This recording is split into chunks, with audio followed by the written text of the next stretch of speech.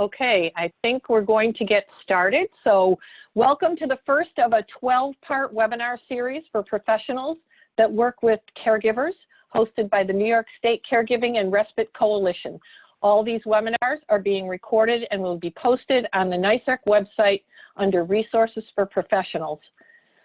So all your phones have been muted, and please put your questions and comments in the chat box, which will be monitored throughout the program. Please have your 16 pieces of paper ready for the exercise that we will do in just a little while. So, unfortunately, our scheduled presenter was unable to be here due to unforeseen circumstances, but we are fortunate to have Chelsea Ambrose from Care First jump in to present and walk us through this powerful personal and internal dialogue. So Chelsea Ambrose is the Director of Clinical Services at Care First, the hospice, palliative care, and grief services agency that serves Chemung, Steuben, and Schuyler counties in New York. She has a Master of Social Work degree from Boston College, is a licensed clinical social worker who also has a certificate of thanatology, the study of death, dying, and bereavement, and is a certified hospice and palliative care social worker. Chelsea has both clinical and administrative experience specializing in those coping with advanced illness management, receiving a terminal prognosis, death and dying, sudden loss, and anticipated loss. Her role oversees the clinical operations of the hospice, palliative care, counseling, and grief services departments. Chelsea is passionate about her work and is committed to providing the best care possible to those coping with serious illness and grief. We are thrilled to welcome Chelsea Ambrose. Chelsea? Thank you so much for having me, Doris. And I am no Mary Mosteller by any means, but I am very excited to be joining you today and to be able to present this really important presentation and have an opportunity to talk with all of you about our own internal dialogue. I think it's something that's critical for us to make sure we continue to have open discussions about. So I'm excited. Let's get started. I also just want to make sure every attendant needs to have 16 small sheets of paper. It can be Post-it notes or just grab a sheet of paper and fold it up into 16 pieces and cut that up so that you'll have it for later on in the presentation. So if you don't already have that, please go ahead and make sure you have that available for later. Okay, so you want to know a secret here. We all are going to die, and talking about death and dying is not going to kill you. Your own personal dialogue is an invitation to travel inward, to understand your thoughts, your fears, your desires as it relates to end of life, so that you can be your own healthcare advocate, so that you can be a better healthcare advocate for your family and friends, and in the case of many of you, so that you can be a better advocate for the patients and the families who you're working with. It also helps us to build empathy at end of life and to leave with tangible talking points, conversation starters, ideas of how to have better and easier conversations about death and dying, both in our personal lives as well as in our professional lives. So, first things first is I'm doing the best I can today to make this an interactive training, and I think that you will all get more out of this presentation if we can find ways to make it interactive. One of the ways I'm really hoping to do that is through the chat feature. So as many of you who can, I would really like you to be able to ask questions, put in comments, use that chat feature, and Doris is going to be monitoring that throughout the presentation today. There are specific times where I'm going to ask you to respond to things in that chat box, and then we'll go back to them later in the presentation, but you're going to get as much out of this presentation as you put into it. So the more you can contribute, I think the better time we're all going to have, and I think it'll be a better experience for all of us. Some of the activities we're going to do today are really meant to challenge your thinking, to smash through a taboo subject so that you have a perspective transformation in the way that you think, the way you talk, the way you take action at end of life. And it may not be easy today. It may be emotional at times, and it will undoubtedly feel vulnerable, but that's okay. We need to do that. We have to be able to look within, to be able to serve others and to take our own experiences and utilize those through our mission and through our ability to have better end-of-life conversations and facilitate those with the patients and families we're working with.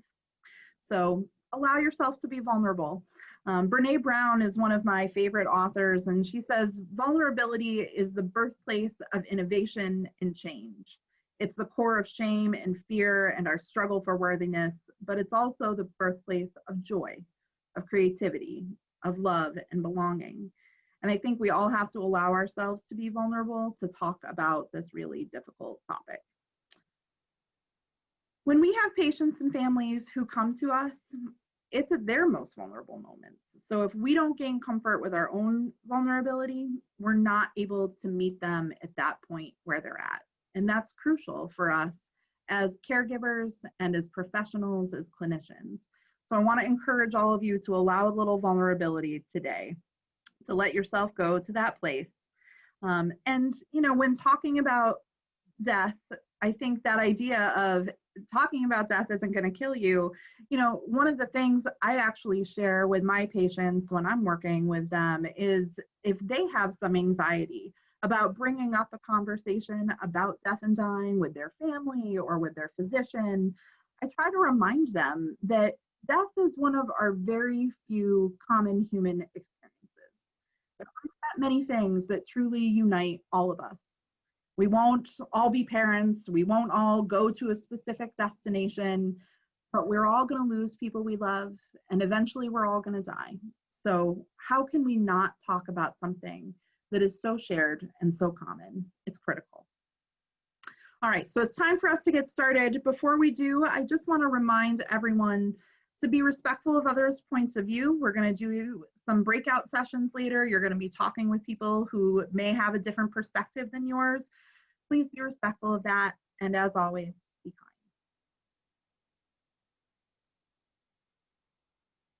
So, thinking about the elephant in the room, okay? I know that we have a lot of different people in this room today coming from different backgrounds, clinicians, caregivers. As we get started, I want to have us think a little bit about our own fears about death and dying. If we don't think about our own personal and internal experiences and understand how we got to our point of perspective and understanding about death and about dying, it's impossible for us to help change the mindset of others and to help make reasonable and exciting change. So I'm going to share some common experiences with you, thoughts and feelings that people often have about death. I'd like you to listen, to think about your own first experiences of death. Often the first time that we experience something, it creates a mark on the way we think about that event or those situations for the rest of our life. So think about your own first experience of death, or a death ritual such as calling hours or a funeral. Do you remember the first time that you saw a dead body, if you have? How old were you? Who died? Do you remember where you were in that moment or who was with you? How did they react? How did you interact? How do you feel when you think about it? How did you feel then? Reflecting on these things can help you make connections with how that experience may have shaped your future experiences with death, and even now shape the experiences you'll have throughout the rest of your life. Dying and the subsequent death rituals, such as calling hours and funerals, they shape the way we think about our own lives and our own experiences. But they also create biases for how we think about those things and how we communicate about those things with our patients and our families and our coworkers. So reflect on that yourself for a minute. I know that I experienced a lot of death as a child. That's part of the reason why I do the work I do. When I was about 5 years old, one of my aunts passed away, and she died after a long, terrible battle with glioblastoma and a very aggressive form of brain cancer. And when I think about that time, I imagine myself in her kitchen, and people were there all the time, bringing food in and out for family. We stayed there for several days, and it was Christmas time.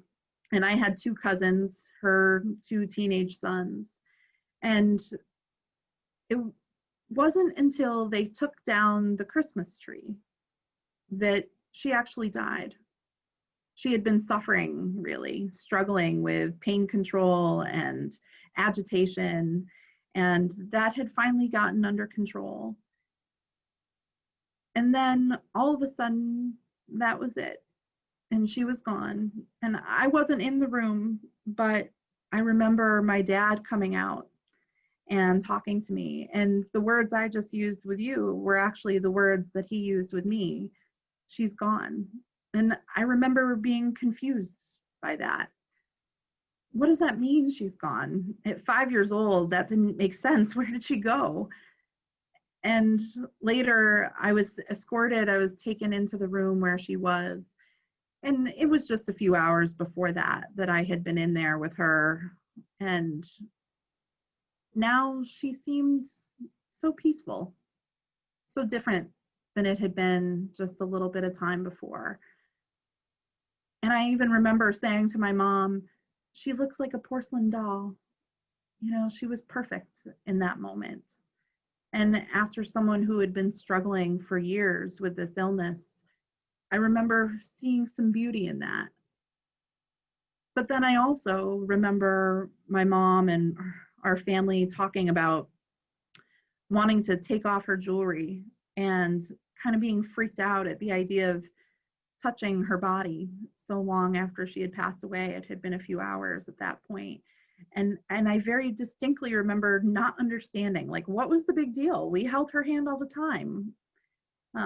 But in retrospect now, I understand that it actually created some fear for me around touching a dead body. And it actually wasn't until several years later working for hospice that I could sort of break through that. It created my own biases. And I actually realized that it wasn't necessarily just the sequence of the day, but I really believe that she waited until that Christmas tree was taken down. You know, she had these young kids and she didn't want to have her death associated with Christmas. And now, working with people who are dying, I realized that I think we sometimes have more control over that than we realize we do. So I definitely think that that was part of her experience. And all of that now has become part of my experience. I think it's important for you guys to think about yours, to remember some of those first times, first experiences. And at least for me, there are many of them. In fact, preparing for today, I had to kind of narrow it down because I think all of those times shape the way we think and feel about death and shape the way we feel about conversations that we're reluctant to have. But knowing where we came from helps us to identify where many of us have our own fears around death. And if we want to move forward and we want to move through those fears to be a better person, a better professional, then we got to think through that. And we got to better understand where those things come from and face some of those fears. Some of the common things that people have identified when thinking about death and dying, and fears that I want you to reflect on, things that may or may not apply to you when it comes to death, are things like, I'm afraid of dying alone or dying in pain, being a burden to those I love, not saying goodbye to a loved one, or not forgiving someone, not offering forgiveness to someone, about what happens after death, whether or not there's an afterlife of some kind, dying in the hospital, dying at home, being incontinent, having to rely on others for personal care, family and friends and how they'll cope after we die, what they'll do with all of our belongings, things that are meaningful to us, being buried, that our family can't survive without us, or perhaps worse yet, that they'll just move on and not even realize or take a breath that we've gone, being hooked up to a ventilator or some other life-sustaining treatment, being forgotten. Those are all things that I think create a tremendous amount of fear. And I encourage all of you to think about which of those things create fear within you and how that might shape some of the conversations that you have, or probably more likely the conversations you don't have. We all have common fears, and it's okay to address them, but I think we need to acknowledge them. And this is where we're going to start today. So the first thing I'd like you to do as a way to interact is if there's a fear that I didn't mention that you have, I'd like everybody to try and mention those in the chat box.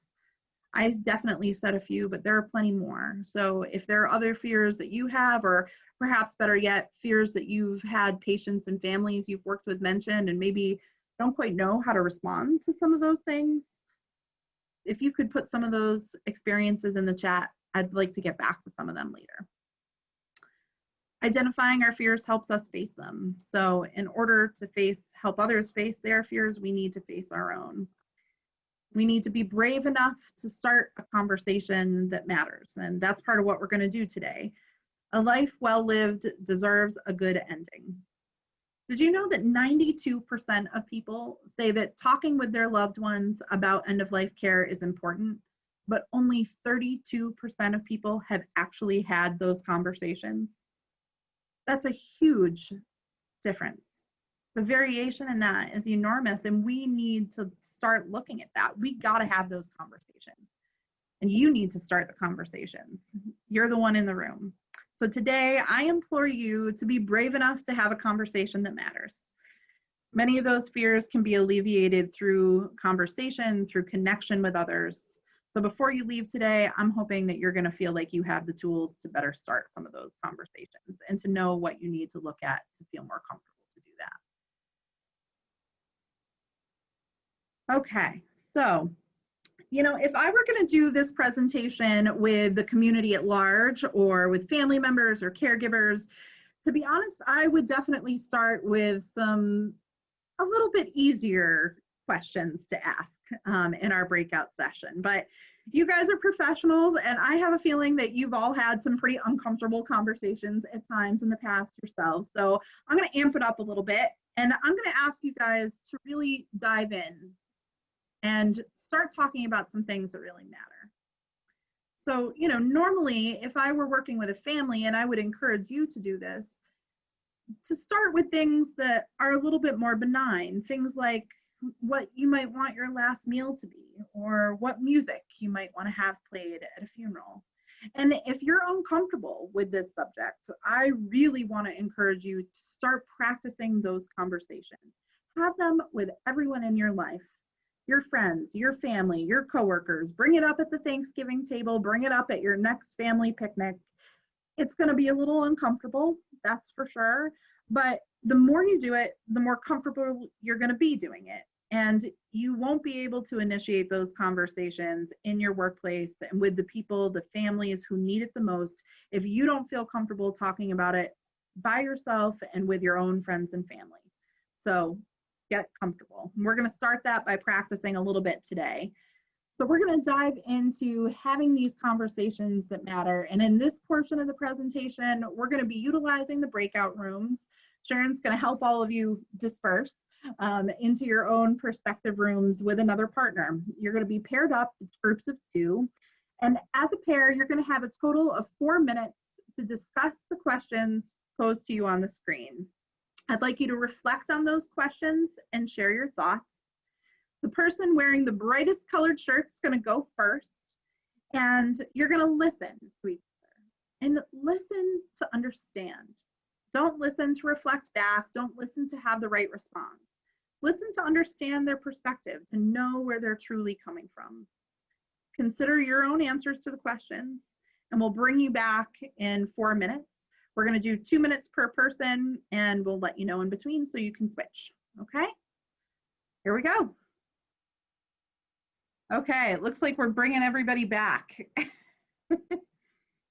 So I am glad. It sounded like I heard some people as you were coming back into the room, already continuing talking before things got unmuted. So I hope that it gave you guys a chance to just begin that dialogue, to start having your own conversations about death and dying, to reflect a little bit on some of the fears that I brought up before. And to kind of continue that process, I would like for us to do a similar exercise. We're going to split you guys up again, but this time I'm giving you some specific questions. So if you were born between January and June, I want you to talk about, what do you want done with your body after you die? You want to be buried? Do you want to be cremated? You want to be planted in a tree or blasted in fireworks, a natural burial, sprinkled somewhere special? And if you were born July to December, I want you to think about, what's more frightening for you to imagine? Suffering with the worst pain of your life that you can't imagine, or not getting to say goodbye to the people that you love? So now, with these specific questions for you to kind of think about, I want you to continue that dialogue, to have more conversation, to begin being able to discuss some things, to ask each other these questions. And if you get through this question and you have a chance to continue that conversation, to try asking each other another question that you have about death and dying. It can be something that you've wondered about yourself and that you're asking for your partner to reflect with you on, or it can just be the ability for you to practice actually asking a question about death. So we're going to split you back up again, give you a little bit more of an opportunity to practice. Okay, and we're going to do the same thing, 4 minutes, 2 minutes on each side, and the person with the brightest colored shirt, you get to go first again. Okay, Sharon, take us away. All right, welcome back, everybody. I hope that was insightful for you. It wasn't too bad, was it? I know that sometimes that can be difficult, but it really is so important to start those conversations, and just being able to ask the question and share your own thoughts and experiences, your own reflections. So I have no doubt that you all did a great job, and I heard little bits and pieces as you were coming back, so that's great. So I want to take a few minutes before we move on to have you guys put in the chat box some insights that you gained during your 2 exchanges there. What was your own reaction? Was it hard to talk about those things, hard to listen to someone else sharing their experiences? Pay attention to what you were feeling, maybe feeling even in your body. Were you anxious? Were you sad? Those are important things for you to be able to pay attention to, both now and when you're trying to have these conversations with the people you're working with. If part of you was struggling a little bit, that's okay. Don't be bothered by that. Just be aware that it's something that you need to work on, that you have to get more comfortable with. And like I said before, keep having those conversations, because the more you talk about it, the easier it's going to be. Okay, so please go ahead, put some comments and thoughts in the chat. As you do, I want to be able to share something a little bit interesting with all of you. Something I found fascinating was that while you may sort of have thought a little bit about how social media can play into your own experience of death, or most likely grief, I imagine that many of you have known someone who died who you were friends with on Facebook or some other social media platform. I thought it was fascinating to know that Facebook actually has a way of identifying a legacy contact for you in their settings. And I was actually an advocate for this. I remember before Facebook had that, that it was something that a lot of my clients actually really struggled with. I started my career in this field working with bereaved patients and families, and a number of the people I worked with had a loved one who died, and they had such varying experiences about the use of social media. Some people wanted to have their loved one's Facebook page open, and they would comment on their page as a way of almost having this ongoing exchange with the person that they've lost. They would talk to them, they would write to them, they would post pictures to them, and it was very cathartic. It was really part of their own grief and healing process.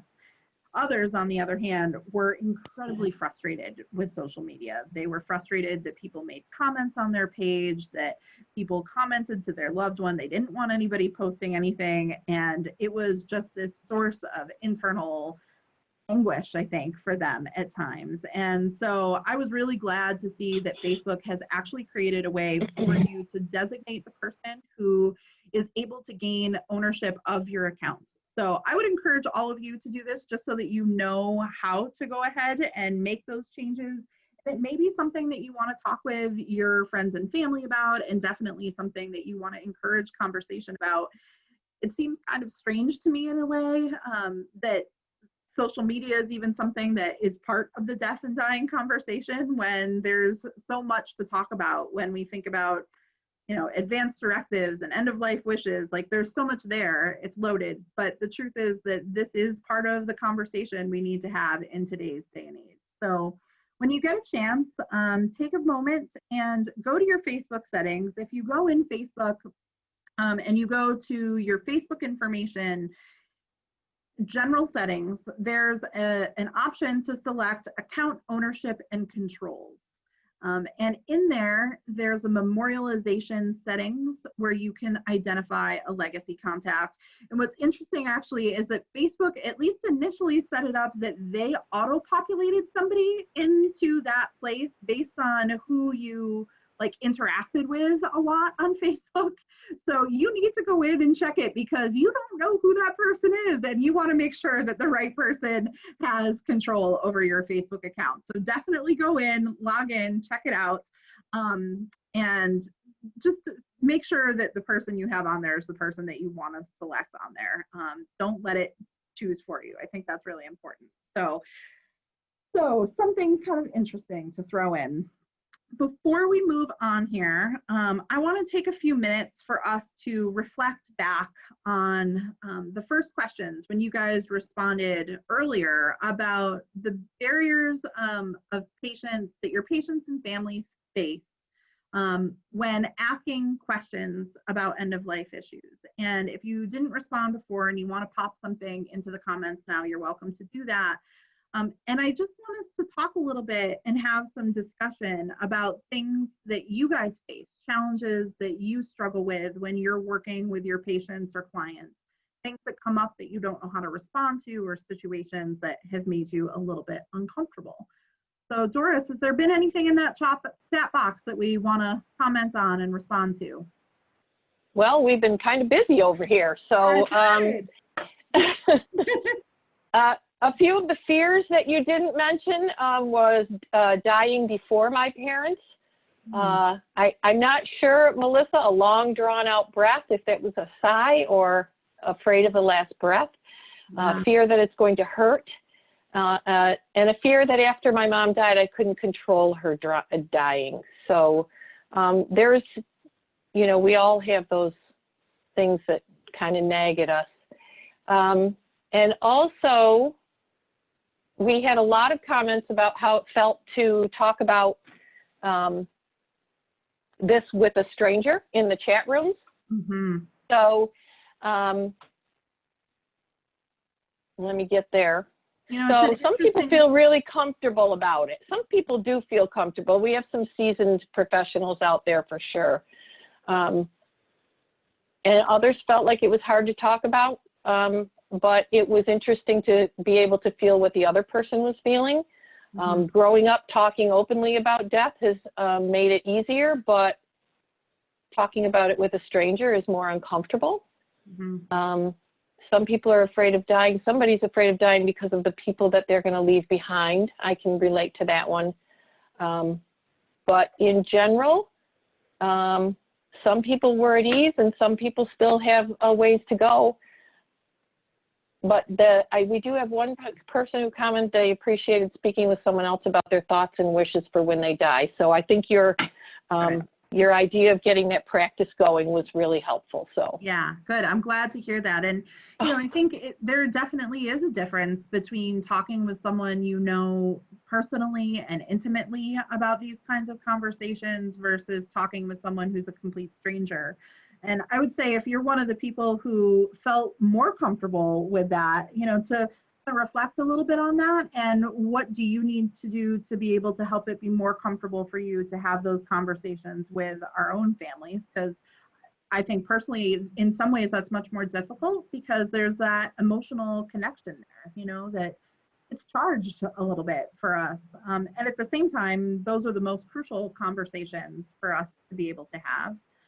I also think on the flip side, if you're somebody who isn't comfortable having that conversation with someone you don't know, this, I hope today provides an opportunity for you to practice, and I hope you seek out more opportunities to practice, because especially for this particular audience and who's in this professional field and you are a caregiver, you know, you often won't know those people, or at least you won't know them well, you know, that there isn't that close personal, like familial relationship. So I think having that conversation is very different, and it often feels a little bit more awkward or a little bit more uncomfortable. But at the same time, being that neutral voice is a really powerful thing. And often for somebody who's going through it, having someone where there is no preconceived ideas, no judgment, you know, that can be really powerful, just being a neutral presence for somebody. So keep talking about it, keep having these conversations. And I'm glad to hear that it was helpful today and useful to all of you. And, you know, I would also kind of reiterate too, that part of the reason I want to encourage you to have these conversations is in part because it has an influence on how our end of life experience goes, and how that goes for the people around us. And we all deserve to be able to set our own course, to drive the bus for our own care and our own wishes. And we really need to work on empowering the people around us and empowering the families that we're working with to have those conversations so that their needs are being met. And it isn't, I think, as simple as identifying a healthcare surrogate, for example. You need to then extend that and have a conversation about what are your wishes? What do you want?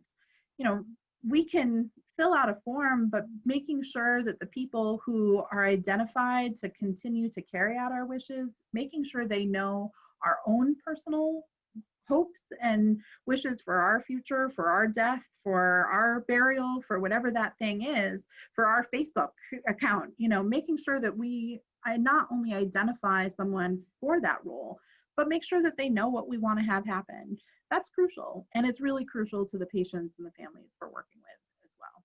So building comfort and your comfort level with these conversations so that you can be the best healthcare advocate for you, yourself, your loved ones, and in many cases, your patients and families you're working with. It's just so important. So think about the last time you went to a doctor's office, you know, spend 15 minutes in the waiting room, 20 minutes in the waiting room, then you're putting on your gown, the nurse is coming in, they're taking your blood pressure, they're doing all the things they do, right? And, you know, I think it's important that we give some thought to how we bring up those conversations, you know, that we know how to initiate discussion. And, you know, I think for many of you, it's often, or for many of us, not even the people in this room, but people in general, we often expect that our healthcare professionals are going to be the ones to initiate those conversations. And I hate to, you know, kind of burst the bubble, but I think oftentimes it isn't the doctor or the healthcare professional who's going to bring up those conversations, and for a variety of reasons. A lot of doctors haven't been trained in how to have that conversation. They're not comfortable with it themselves. And quite frankly, they often don't have the time to do it. They have 10 or 15 minutes to crank those patients through. And this is a conversation that you can't have in 10 minutes, you know, and you can initiate it and you can start the discussion, but when it's someone who's in front of you who is truly at that stage of their life and who needs to have more in-depth conversation, who needs to know about their options to really go in depth in those conversations. You know, it's those times that we have to be the one to initiate the conversation. And I want to encourage all of you to do that, both when you're the patient and when you're the family member and the caregiver, and when you're the professional that's in the room. If you bring it up, they have to talk about it. And you need to make those professionals work for it, to make the doctor work for it, to have those critical conversations, and for you to begin arming yourself with those conversation starters and the questions that'll help you remain in control or help your patient and family remain in control, and to get the answers that they deserve to have and that you deserve. So we all got to keep working on that. Me too. It's not always easy, but we need to keep that going. So with that, this is a quote here from the Conversation Project. It's a really great initiative, and if you're not familiar with the Conversation Project, I would really encourage you to kind of look it up, familiarize yourself, because there's some really excellent resources on there to be able to help professionals who are in the healthcare field have end-of-life discussions, to explore their own wishes, their own advanced directives, and to learn how to start having those kinds of conversations with the patients and families they're working with. So if you don't know of this resource, definitely look it up.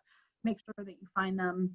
And before we kind of move on, I saw more things in the chat box popping up. So I just want to give an opportunity. Doris, is there anything else in there that we want to touch base on?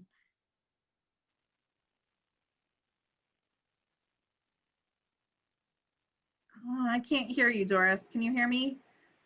Oh, okay. Sorry about that. Okay. We have Dr. Pat Bomba. Can you hear me now? Yep. Okay. So Dr. Pat Bomba, who is doing next month's webinar, and so I'm so thrilled she joined, but she did put in another resource that she works on, which is using the MOLST, but it's compassionandsupport.org, which is a great resource as well. We have some agreement that doctors are not trained, but there have been more efforts to train physicians and having conversations, because I know that's been part of Pat's work for 20 years. So there you go. Okay, great. Yeah, and it definitely is important. I think I know that I have been involved with being able to train some of the local physicians in our area, and I think we've been working with residents, and it's so crucial for them as part of their training as physicians to get more comfortable with those conversations, and it's important for all of us working in this field to be able to get more comfortable. So hopefully we're working on that today. So acknowledging your own areas of comfort and discomfort in starting these conversations is crucial, and sometimes that's hard, especially on the side of the patient and family, but also on the side of the provider. So a few things to think about is to look at your own internal questions you need to have a handle on, what things you need to talk over with your own loved ones and your clients, what affairs you yourself might need to put in order. It's hard to encourage someone else to do that when you haven't done it yourself. And what kinds of things you need to talk to your own loved ones about. If you initiate that conversation first, it'll be a lot easier to encourage and support other people in having those conversations themselves. So I encourage you to do that. And in order to kind of get that started, these would be some really good questions for you to ask patients and families. So if you're working with someone and you know that they are going towards the end of life and you need to initiate some conversations to get the dialogue going, these are things that you could start talking about. So what affairs do you need to get in order or talk with your loved ones about? Would you prefer to be actively involved in your care? Do you want or not want someone involved in your care? Do you have a particular concern about your health? Just asking those broad, open-ended questions can really kind of get things moving. You can even acknowledge things that you've seen before, like I've noticed changes in your quality of life, or I've seen this specific change in how you're approaching, your ability to fulfill a task.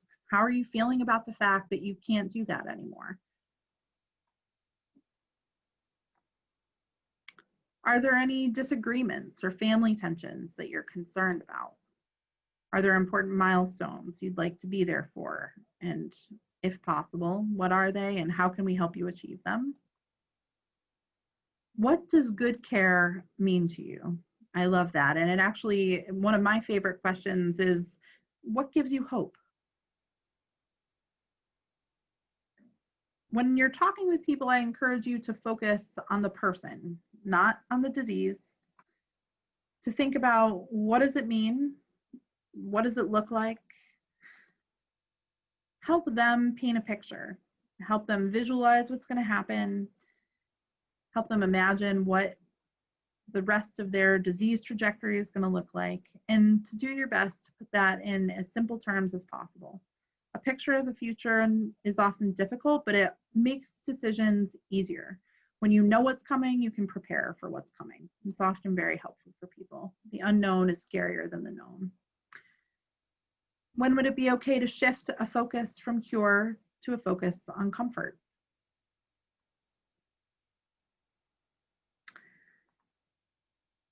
And I think it's also important to help your patients and families prepare for conversations that they will have with providers or with their family without you being there. So often you may not be in the room. You need to help them get ready to have that conversation. So have them plan ahead, have them take notes, schedule that visit, and go in prepared, for them to bring their healthcare proxy, to bring their MOLST, or to have talked through some of their wishes with their family before they go in the room, share their goals, discuss their fears, encourage them to ask questions. They can ask things like, what can I expect from this illness? What is my life likely to look like 6 weeks from now? And kind of break it down. Have them think about, okay, well, 6 months from now, a year from now, and let them ask the doctors, the caregivers that they're going to be working with, have them answer those questions and let the patient initiate that discussion themselves. That can be a very empowering experience for them. And encourage your patients to be their own bus driver, to think about what they can do to be in as much control as they can, because when we get to this phase of our life, we often feel like it is not within our control. So you only get one trip, right? There's no second chance here. And you owe it to yourself, your patients and families owe it to themselves to be in control of their life and of their own healthcare experience. So have them ask some of these questions. All right. So we're going to do another exercise at this point, and this is going to be more interactive with those sheets of paper. So I want everybody to get out, and if you weren't here at the beginning, I know we had a few people who came in late. You need 16 little sheets of paper. It can be little Post-it notes, or grab a piece of paper and tear it up into 16 pieces. Grab something so you have it available for you. Okay, I'm going to give people just a second to do that. And I'm going to talk a little bit and give some directions while you're getting that together. So this exercise is designed to build empathy and to help you look inward so that you can better serve outwardly. You only have to dive a little bit deeper, and it's going to make you uncomfortable a little bit. It often does for people, and you may get emotional if you do. That's okay. You're welcome to go off camera for this portion if you would prefer, because sometimes it can kind of hit us in our heart a little bit. But you're only going to get out of this exercise what you put into it. So I would encourage you to kind of let me take you on a little bit of a journey right now. Okay. So I want everybody to start just by taking a few deep breaths, okay? And on your first 4 slips of paper, I want you to write down 4 items or possessions that are very important to you, 1 on each slip of paper. It might be your car or your phone, but it might be a more meaningful piece of jewelry or something that's been passed down to you from a loved one. A favorite blanket that just makes you feel safe and secure. 1 on each slip of paper. These have to be material things, tangible items, not people. 4. You're going to do 4 items, 1 on each slip of paper.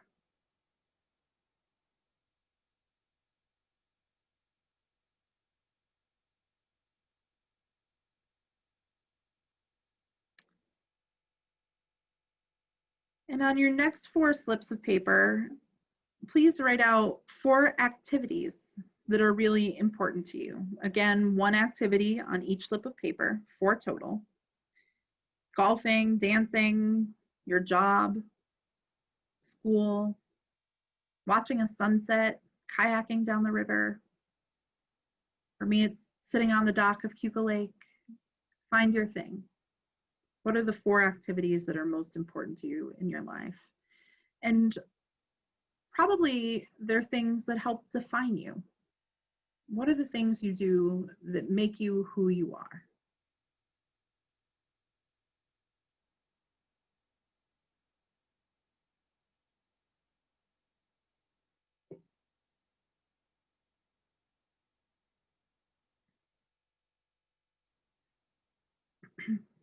And on your next 4 slips of paper, write down 4 people who are most important in your life. Again, one on each slip of paper. And don't just write down family. You have to write down, mom, dad, your sister, maybe the names of your kids or a best friend. Who holds your hand when you're having a bad day? Or holds your hair when maybe you've had a few too many? Who's the person who's there with you? Who's there when it's bad, there when it's good? Who do you celebrate things with? Who do you cry with? 4 people, 1 name per slip.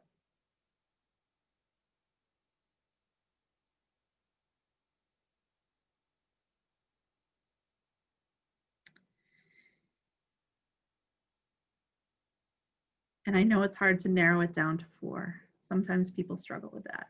Other people struggle coming up with 4, so just get 4. And then on your last 4 sheets of paper, write down the personal attributes of yourself of which you're proud of. Inner strength, creativity, your work ethic, daredevil. Who are you?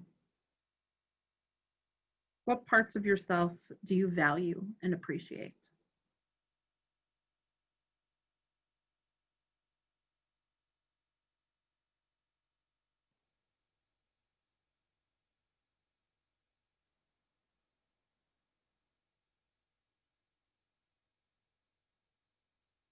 Okay, I'm going to give people a couple of minutes here. So to review, we had 4 items, 4 activities, 4 people, and 4 personal attributes.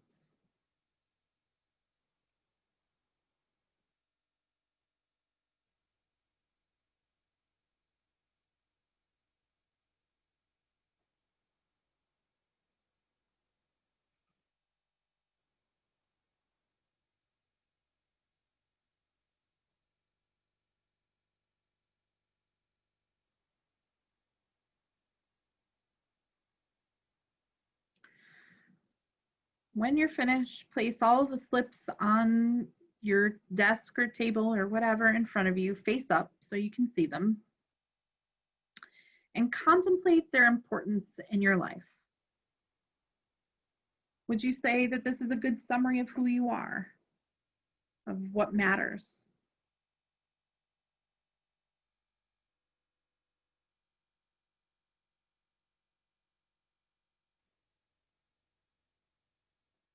So now I'm going to read you a story. This is a story about you. And I want you to consider what you would be feeling and thinking throughout this story. I'd like you to start by closing your eyes, taking a few deep breaths, clearing your mind, and putting yourself in this place.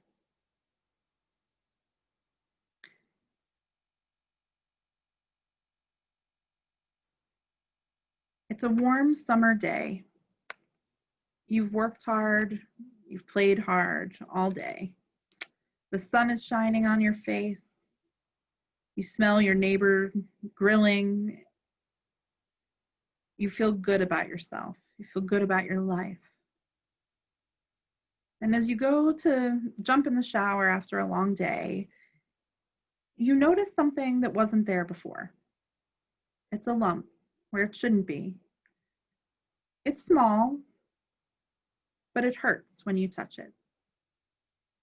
It's probably nothing, you think. Maybe it's just an ingrown hair or an infected pimple. But for some reason, your excitement about the day and about your life has dwindled a bit. You find yourself touching it for the rest of the night. And as you go to bed, you find it difficult to sleep. Over the next few weeks, the lump doesn't go away. In fact, it gets bigger and more painful. You find that you can't stop thinking about it. You're worried about it, you're anxious, and you tell a loved one about it. And at their urging, you finally call the doctor for an appointment. The process has begun. Life as you know it is changing. For the next several days, you worry. At your follow-up appointment, you notice the Worn Out People magazine that's sitting on the table in front of you.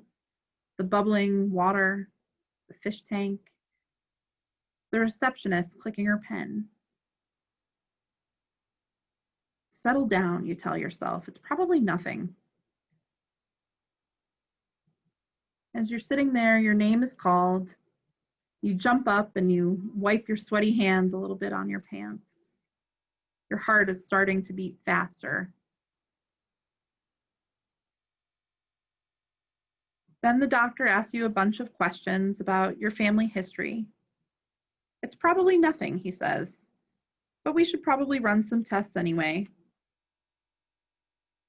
As you walk down the sterile hallway to the X-ray room, you can feel yourself and your life starting to change a bit. Now I want you to choose a slip of paper and tear it up. It's time that your life is starting to change. You're giving up a piece of yourself, a piece of your life.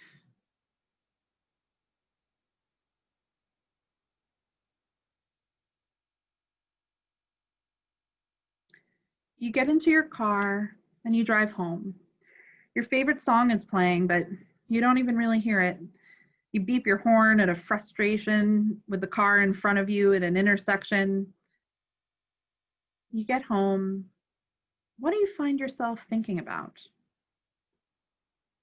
Who would you call? Who would you never call? Thinking of ways to distract yourself. You keep trying to find something else to focus on, but your brain can't stop thinking. Your mind is taking you to places you don't want to go. A tear comes to your eye and you reflect on how precious life can be. Your family means so much to you. You think to yourself, I promise I'll never eat those chips again. I'll exercise every day. I'll volunteer. Just let me be okay. Rip up another sheet of paper.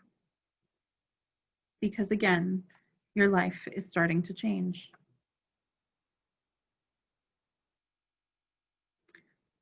Later that week, the phone rings. It's the nurse at the doctor's office, and her tone is sympathetic. Can you come in this afternoon? The doctor wants to talk your results over with you. Fear strikes you to your core. You've been punched in the stomach. Why can't he talk over the phone? Something is wrong. You just know it. You pull yourself together and you run your fingers over that lump. It feels like it's grown larger just this week, and you wince a bit with the pain. As you get in your car, the reality of what might happen overwhelms you. You start sweating and you feel nauseous. Things that once seemed important aren't so important anymore. It doesn't matter that you didn't get a chance to vacuum your living room today or finish that one task before you left the office. Your life is changing. In fact, it's time to rip up 2 more slips of paper.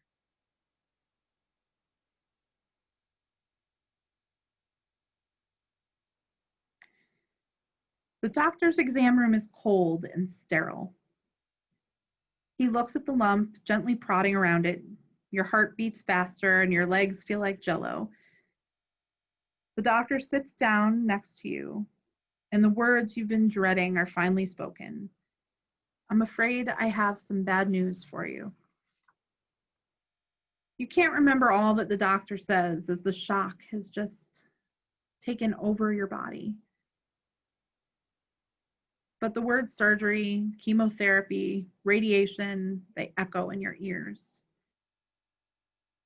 You thought you could take this news. You were strong. You're a champ. But now the loss, the grief, fear, anxiety, it just overwhelms you. You can't even process what was said. You can't even remember the details of the conversation. When did he say that I needed to start that? When is that appointment again? You're even more nervous and anxious than you imagined you'd be. Please tear up 2 more pieces of paper.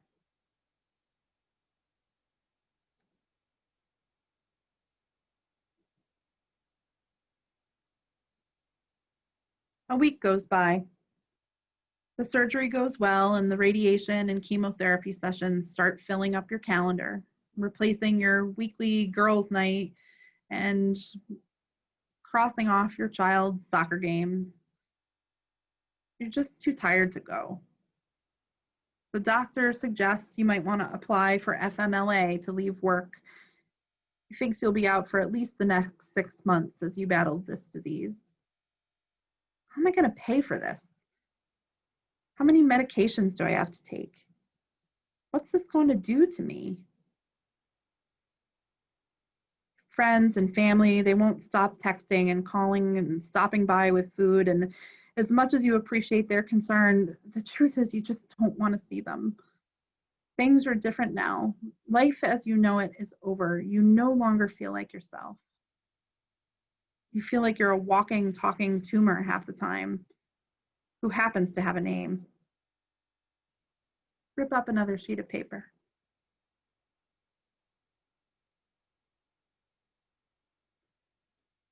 A month goes by, and the friends that were so supportive at the time of your operation are strangely silent now. It's not that they don't like you. It's just that they don't know what to say. They don't know what to do. Just being you seems to somehow make them uncomfortable. You know they care, but you push them away. What do you expect? Looking in the mirror, you see that your face has thinned. Your skin color is more gray, and your hair, it's falling out in clumps, and it's almost time to take the razor to it. But it's just the one thing you still feel like you have a little bit of control over in your life. So you resist that urge as long as you can. Your clothes are too loose. You cry a lot. And the chemo's affected your food. Nothing tastes good. Your favorite foods now have you just feeling nauseous all the time. So it's easier just to eat toast or Jell-O. Your life seems to be slipping away. Things you've loved to do aren't as fun. And even if they were, you have no energy to do them anyway. You've changed. Your life has changed. Tear up 2 more slips of paper. It's time to let go of 2 more things that matter to you.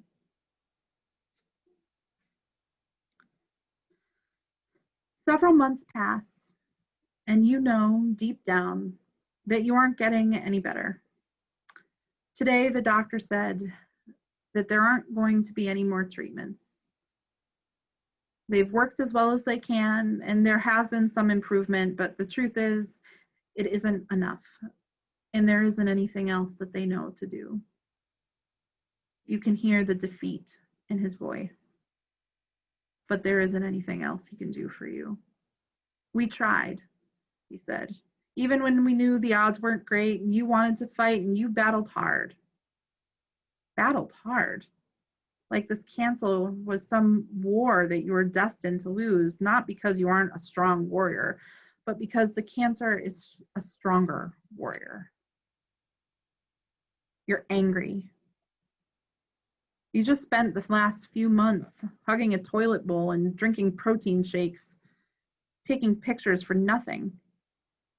Had you known that this is how the last 6 months would have gone, maybe you wouldn't have gone into that battle. Maybe you would have went to the beach to feel the sand between your toes or to smell the salty air. Maybe you would have eaten all the cake and the pasta that you could because you can. Why not? Because you would have wanted to. Maybe you would have gone to those soccer games. Maybe you would have done the things you love. Time to tear up another sheet of paper. Your friends and family from out of state come to visit, and your bed is moved into the living room. Well, it's not your bed. It's a hospital bed that some guy named Larry set up for you. He was really nice, but it's not your bed. You put your own sheets on it. You pull your favorite cuddly blanket, but it's not quite the same.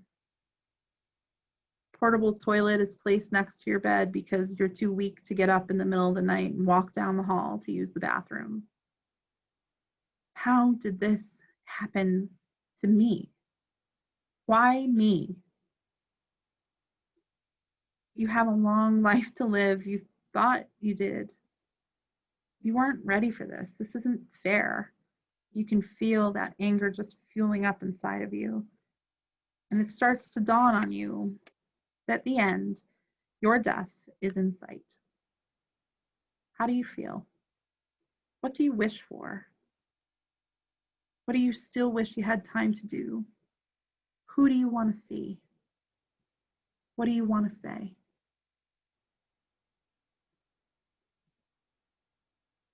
You now should have 3 sheets of paper left. Please turn them over so that you can't see what they say.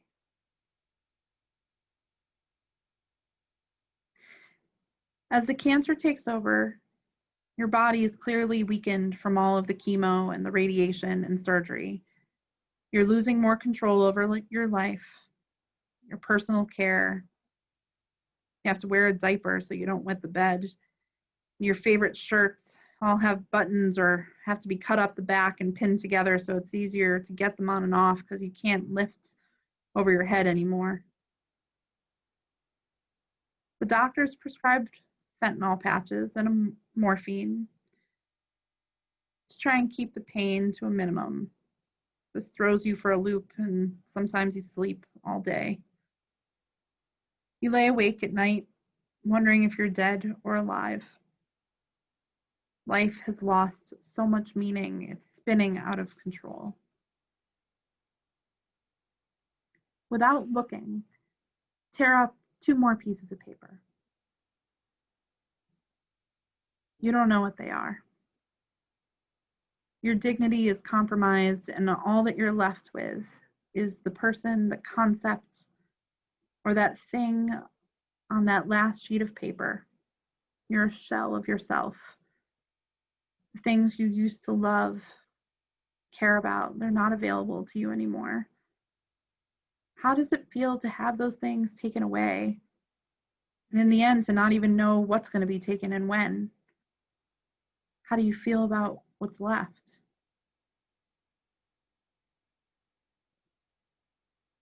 Had you chosen a different course, you might have had more control over those final days, weeks, and months of your life. You could have been able to stay in bed, and instead of have it be because you can't get out, it would be because you're laying there with someone you love and you're talking to.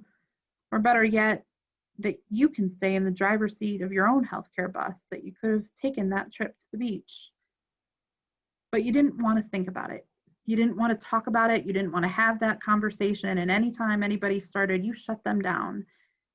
And you certainly didn't initiate that conversation. come to think about it, you realize that nobody in the medical field really mentioned that this was an option or that there was any other option than the one you chose. You feel that regret. You think it's too late to think about what could have been. You wake up not sure if it's day or night, and you faintly hear birds chirping. You hear someone whispering and crying a little bit in the kitchen. You know it's because of you. Your breathing becomes more labored, more difficult.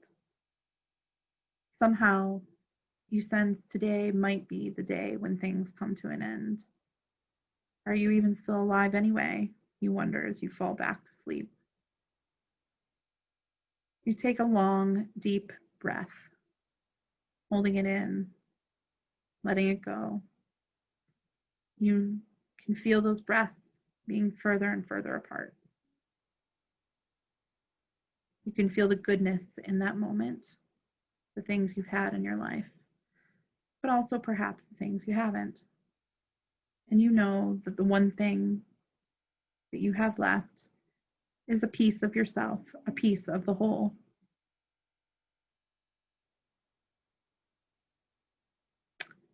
Please crumble up that last piece of paper because you've completed your time on earth.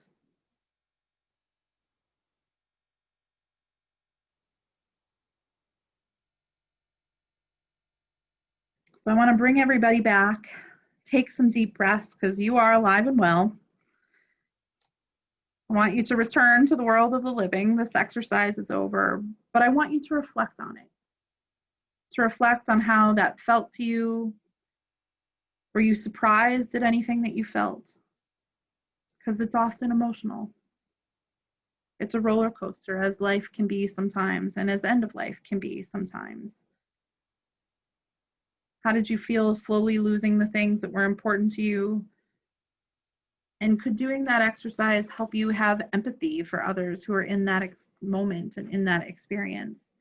Can you imagine how hard it would be to have some of these conversations and initiate those conversations? And is there a way that you can help in that process, that you can be a part of that you can have your own internal dialogue and therefore help others have their own dialogues? It's powerful stuff, I think. So I want to give everybody just a minute to kind of process that. And if we were in person, I would like to do that with you as a group, but we're not. So I'm going to split you guys back up and have Sharon give you guys just a couple of minutes to reflect on that experience, to share how you were feeling, bring yourself back up, wrap yourself back together, and then we'll come back. So Sharon, if you can give people an opportunity to join those groups.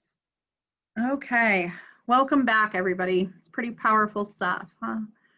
I hope you guys had an opportunity to have some discussion, and I would love it if you just shared like 1 or 2 words, your key takeaways from that experience. What was it like for you?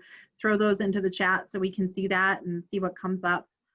I will say, I think that, you know, you guys have had an opportunity to talk through some pretty hard things, and I hope that it's been helpful for you. And I hope that you think about things that you were surprised by today, especially as we went through that exercise. Reflect on how it felt to go through that experience. Reflect on your own experiences with losing control, how all of that shapes how you feel today. And as we wrap up, I wanted to share with you my story and what drives my passion for these critical conversations on death and dying. I mentioned earlier that I had a number of experiences of death when I was a kid. We had 7 deaths of family members within about a 4-year period of time when I was a kid, and it was difficult and painful, and I will say it gave me an interesting exposure to life and death. And I saw a huge variety of people who, you know, planned things ahead of time and had their affairs in order, and people who wouldn't initiate one conversation and wouldn't talk about the fact that they were struggling or the fact that they were dying, and wouldn't say I'm dying, wouldn't say death. You know, they avoided that language. And at the same time, I had one person in particular, my grandmother, who's here with me in this picture. She kind of became a surrogate mother to me during that period of time. Most of those deaths were on my mom's side, and she kind of took over for a period of time, and she was really important in my life. And one of the ways she was important is that she did talk about it. She talked about her own illness. She talked about her heart failure and what it was like to feel that. She shared her end of life wishes. She had conversations that were tough to have.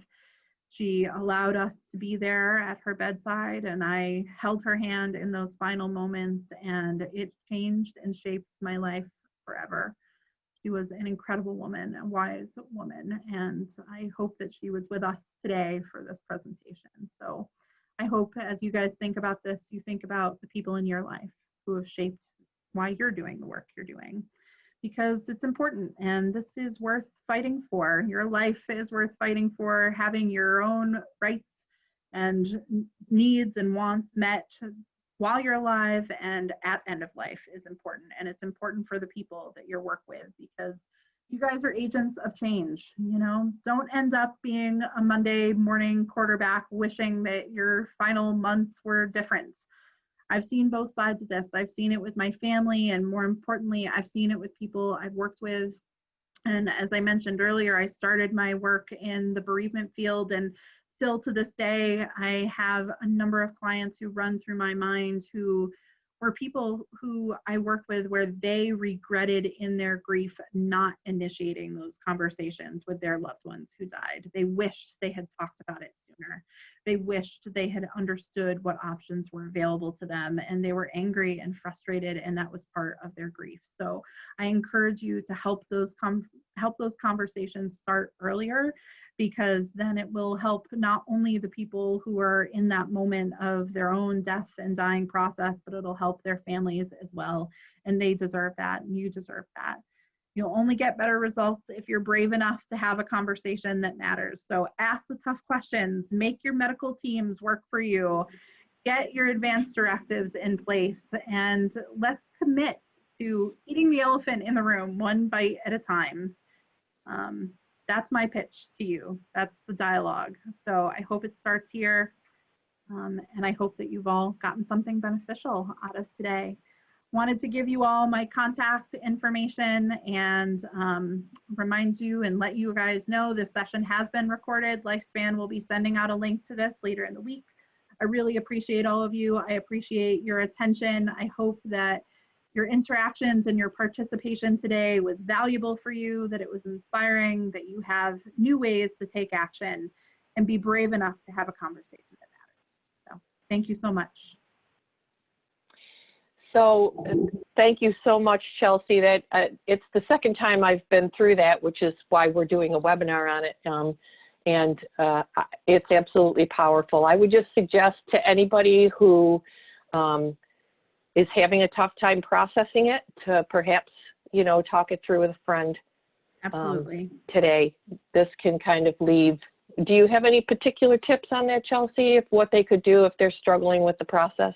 Yeah, I mean, I definitely think I know I had shared with Doris that having a little bit of reluctance doing that last exercise and not having a lot of time for us to really debrief and talk about it. But I hope that you reach out to someone who's important in your life, share with that experience, because it may help them as well. And I hope that you can at least, you know, give yourself the time and space to talk about it and to feel how you're feeling and acknowledge anything that comes up. And I would be more than happy to respond if anybody wants to reach out to me and share about your experience, or if there's something that, you know, it stirred the pot for you and you just need to debrief a little bit. I'm definitely here, so let me know. Thanks, Chelsea. And we're getting a lot of very positive feedback on the whole webinar, so thank you. So like Chelsea said, we're also posting all these, this whole webinar series on the NYSARC website, nyscrc.org, under Resources for Professionals, so that'll be there soon. So for those folks who wanted it to share with their family, you could actually go and share Chelsea doing the exercise instead of yourself, which might be helpful for you. Next month, we have Dr. Pat Bomba, who's on the call with us today. with Katie Oram. They're from Excellus Blue Cross Blue Shield, and we'll be talking about MOLST and eMOLST and advanced directives and the importance of getting those done and how to get the families that we work with to do that.